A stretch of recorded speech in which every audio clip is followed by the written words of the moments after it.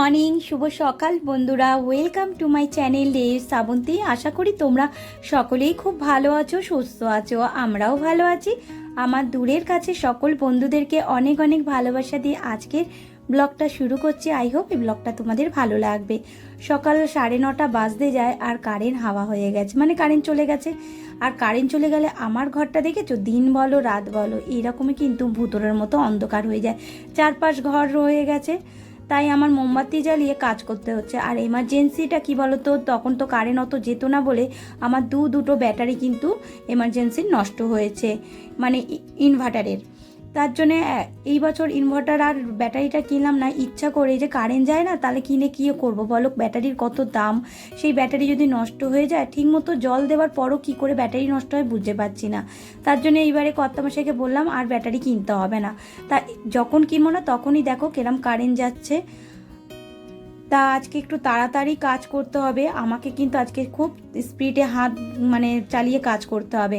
তার জন্যে কি করব, অন্ধকারেই আমার কাজ করতে হবে। আর হঠাৎ যে কারেন্ট চলে যাবে সেটা একবার না ওরা বলে গেছে, কিন্তু আমি তখন অতটা শুনতে পাইনি, কারণ রাস্তায় বলে চলে যায়। আর কি বলতো, সেই সময় না অতটা টের পাই না, তাই বুঝতে পারছি না। তারপরে আমার যা বললো, হ্যাঁ কারেন্ট চলে যাবে এরম বলেছে।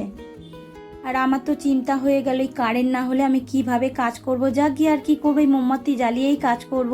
আর আমার একটা মানে লাইট আছে, সেই লাইটটা কি বলতো মানে চার্জ দিলে চলে।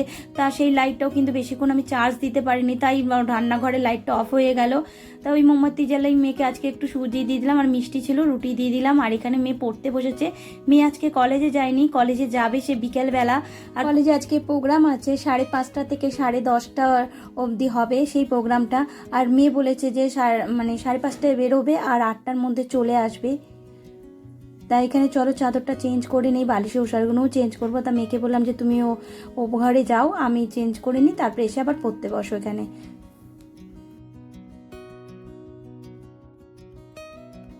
ছেলেমেয়েরা দেখবে যতই বড় হোক না কেন, মাদের একটা চিন্তা থাকেই, মা বাবাদের।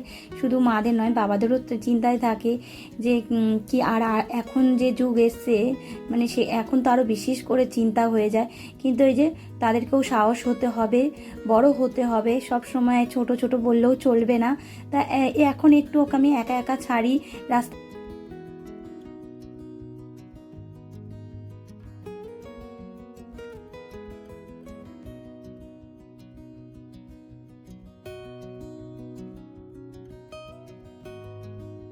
কথা বলতে, মেয়ের বেস্ট ফ্রেন্ড হয়েছি আমি, আমার বেস্ট ফ্রেন্ড আমার মেয়ে।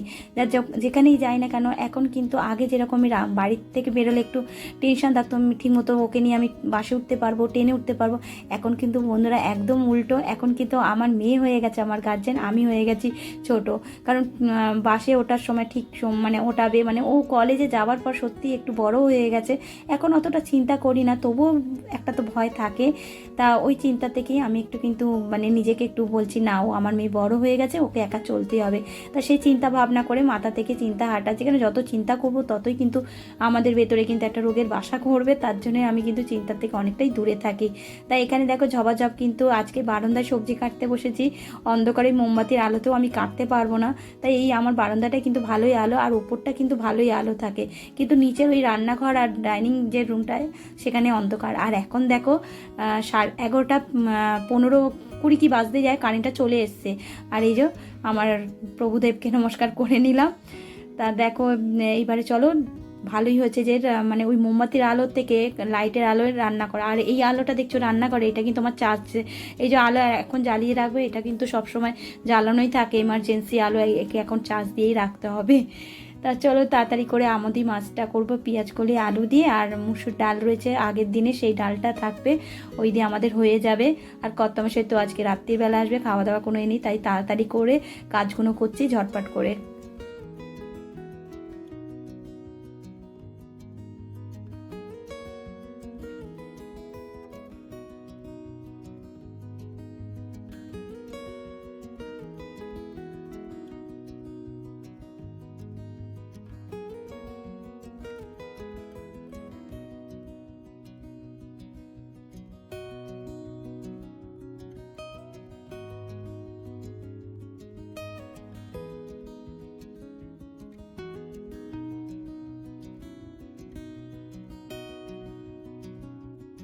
ওইদিকে তো দুটো ওভেন জ্বালিয়ে রান্না করা কমপ্লিট হয়ে গেছে, মাছটাও বসানো রয়েছে। একটু জল মানে ঝোলটা কমলে ওটাকে নামিয়ে দেবো, একদম গা মাখা মাখা করে হবে। আমদি মাছ দিয়ে পেঁয়াজ কলি আলু দিয়ে যেটা করছি, আর কুমড়ো ভাতে দিয়েছি। আর এদিকে একটু গাছগুলোতে একটু জল দিয়ে দেই। আর এই দেখো গোলাপ ফুলটা কিন্তু এখনও ঠিক আছে। গোলাপ ফুলটাকে না প্রত্যেক দিন এরমভাবে জল দিই। হ্যাঁ, পাপড়িগুলো খুলে খুলে যাচ্ছে। আমার মেয়ে বলছে মা গোলাপ জল করো, তা আমি যে গোলাপ জল তো রয়েছে আর কি করব, গোলাপ জল আর করব না, তাই এইভাবেই রেখে দিয়েছি। গোলাপ জল এইটা কিন্তু একদম কোনো কেমিক্যাল ছাড়াই কিন্তু গোলাপ জলটা বানানো যায়। জলের প্লেন যে পিওরিট জলের মধ্যে যদি পাপড়িগুলো দিয়ে খানিকক্ষণ যদি ডুবিয়ে রাখি না, তুলে নিলেই কিন্তু গোলাপ জল একদম রেডি হয়ে যায়। তা চলো, এখানেও তো জল দেওয়া হয়ে গেল।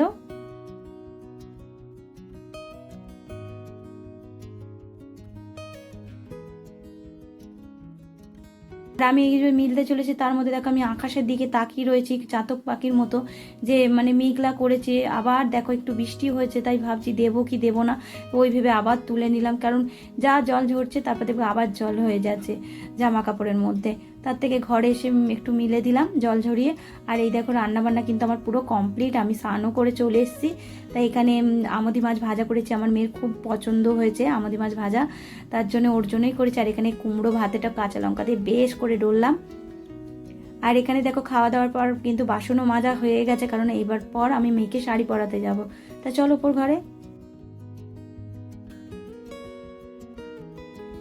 মেয়ে আমার রেডি সেডি হয়ে গেছে, ওকে শুধু আমি শাড়িটা পরিয়ে দিলাম। আর এই শাড়িটা কিন্তু ওর খুব পছন্দের শাড়ি।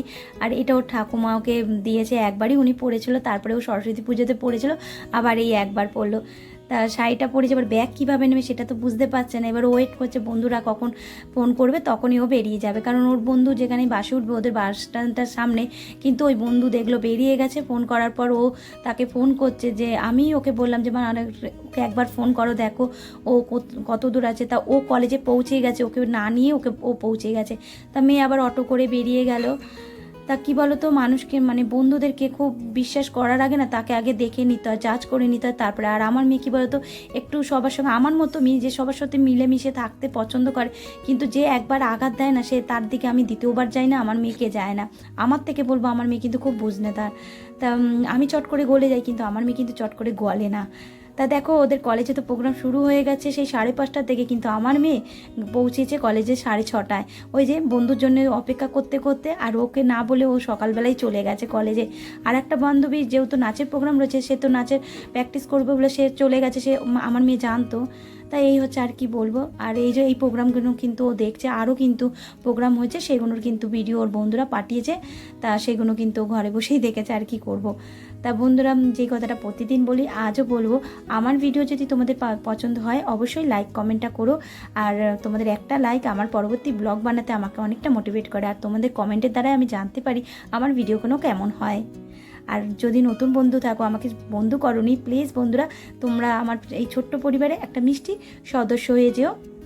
তার জন্য কিন্তু অবশ্যই সাবস্ক্রাইব করতে হবে, পাশের বেল আইকনটা ওটা টুম করে বাজিয়ে দিয়ে নতুন ভিডিও চাইলে সঙ্গে সঙ্গে তোমাদের কাছে নোটিফিকেশন পৌঁছে যাবে।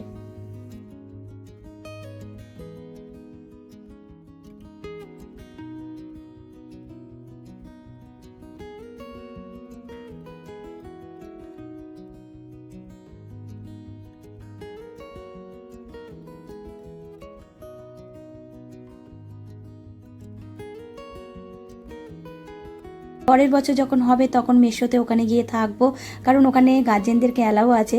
তা সেটা তো জানতো না, মেয়েও জানতো না, আমিও জানতাম না। তা লাস্টে গিয়ে মেয়ে বললো যে হ্যাঁ মা ওখানে জানো না অনেকের গার্জেনরা গিয়ে বসেছিল। তা আমি বললাম যে পরের বছর যখন হবে তোমার সাথে আমি গিয়ে বসবো, আর পুরো প্রোগ্রাম দেখিয়েই তোমাকে নিয়ে আসবো। তা বললো আচ্ছা ঠিক আছে। তা বন্ধুরা তোমরাও এনজয় করো, আর কি বলবো, আমিও এনজয় করছি ওই ভিডিও দেখেই। তাহলে এখানেই ভিডিও শেষ করছি। তোমরা ভালো থেকো, সুস্থ থেকো, সাবধানে থেকো, টাটা।